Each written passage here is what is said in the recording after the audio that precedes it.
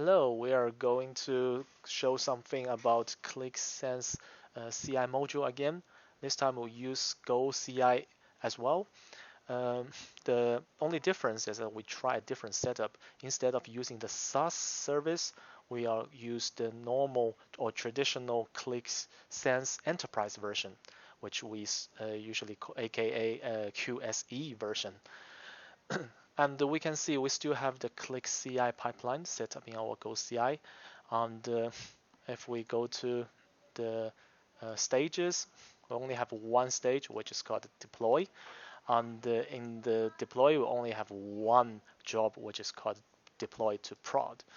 And this is just a pure bash calling, which is a promote.sh file, which is inside the GitHub or Git repository.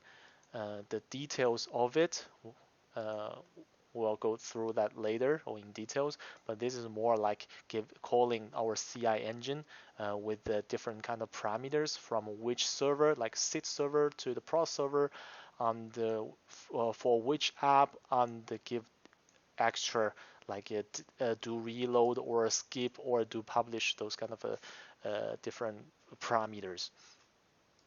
So instead of we go deep into the setups, we will go through the pull process at first. So I have two servers. One is called QSSend01. We can just treat it as our development or sit server. It's we do the development here and the verifications. On another server, we call that QlikSense22. We assume it as our production server. So if we open, we also have two apps already deployed on both servers.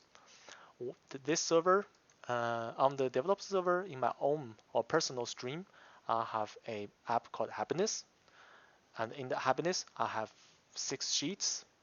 And if we compare the one inside the production server here, I have also 6 sheets in my published area, published sheets, and I actually publish one more by myself, and I have a personal sheet here which doesn't to be accessed by anyone else. So let's have a look. How does it look, and what we do, how we do with this development continuous integration process here. So first, let's say I'm a Qlik developer. I go to my dev environment and open my dev app, which is here, and we want to actually add one more sheet today. Like let's say a new developed sheet here. And once we get into this sheet, let's find a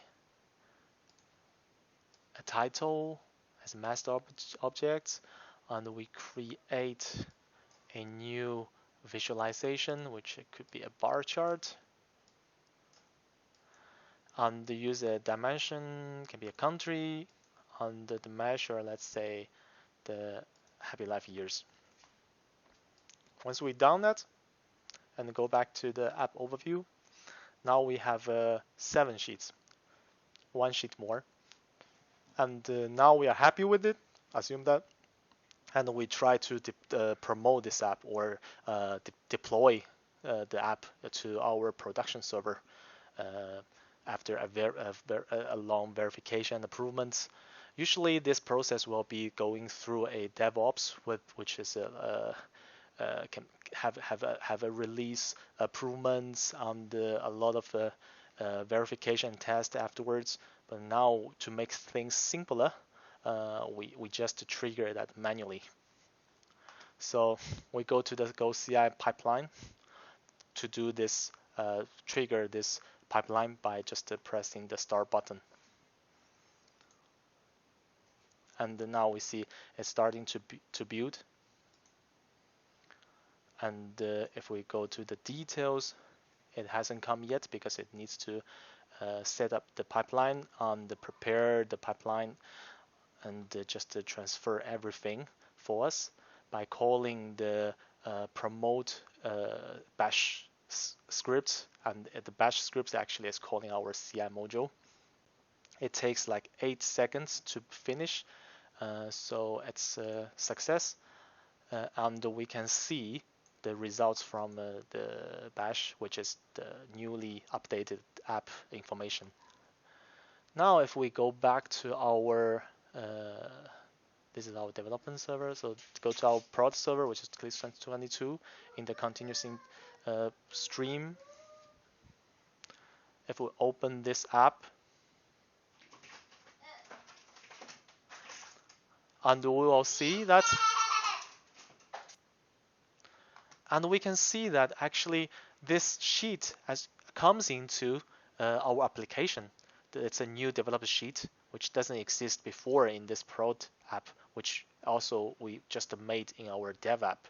It comes here is because we doing the app promotion with the CI module. If we go into this application or this sheet, we will see exactly same layout we have set up in our dev app. And the interesting part here is that here we can see many more countries than what we have seen in our developed app. This is because in the development app, our data source is only East Asia. Let's see here. So the region only has one region, which is East Asia. This is usually quite common in let's say development process, or to make things small, to make apps smaller, or to have only data let's say permissions for a certain region for developers. But and the interesting part is that when we promote this app, we do actually an extra reload. This is totally customizable and configurable. You remember that we can turn on or turn off this do reload or do publish in the CI process. But here actually uh, in the production application, it actually loads the things from all regions. So this could be any kind of side features we can achieve or get from the CI process with the CI module as well. And the one important part is when we publish this sheet or promote this sheet, uh, only the published sheets, they are replaced or appended or deleted. Actually, on the personal ones, like personal sheets, and the community sheets, which published by say community users, they are still reserved in the original shape, which is same concept as a published app, to having more server side objects from different users.